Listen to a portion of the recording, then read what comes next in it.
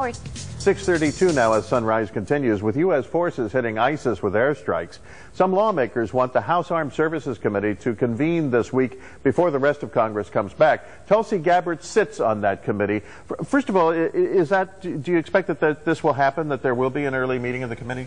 I don't expect that to happen. I just spoke with the ranking Democrat on the committee yesterday and asked him that very question, and he said it's highly unlikely that Congress will be called back in to session early. I think primarily because there's not a hard proposal that the president has put before Congress with regards to any military action that he's taking. Yeah. There does seem to be a sort of a general feeling in Congress that they're not comfortable any longer with so much action occurring on previous authority that was granted before either the president or Congress knew fully what the threat was over there. Yeah, I think that's right, but I think as we talk about different strategies and authorities and all these different determinations, the most important question is not being asked enough, which is what is our mission as a country?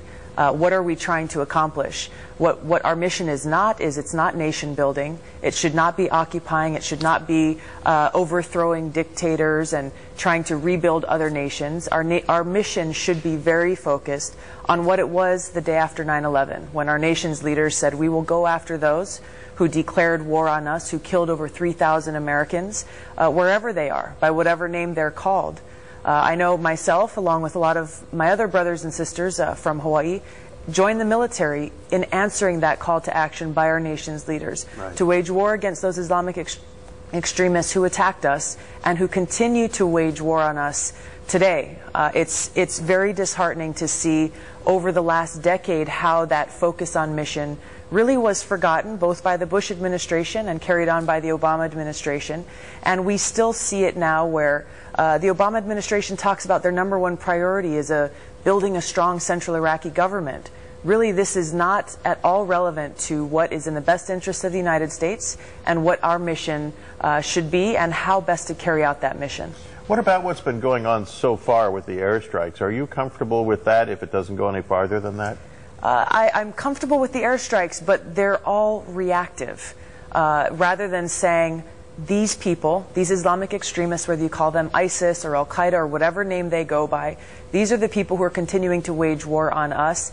We need to take an offensive strategy against them and destroy them wherever they are. Right now, we're seeing them in Iraq, we're seeing them in Syria, but there are others in other places in the world. We have to recognize what is our mission, then we can figure out what's the best strategy to take them out and keep the American people safe. While we're here, we should talk about the FEMA decision not to do a federal disaster declaration for Puna. And I'm unclear on something about this, which is that the end of it? Is there appeals process? Can we put in a fresh request if there's new information? Is there anything else that can be done to maybe change FEMA's mind? I think we need to look and see what else can be done.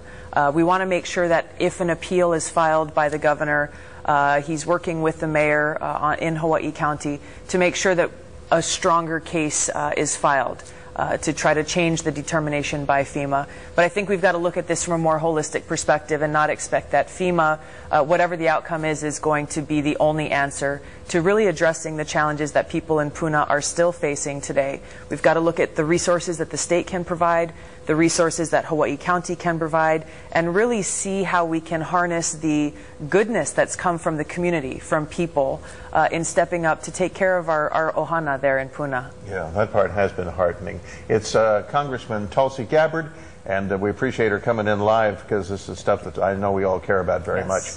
6:36 now. Grace, over to you.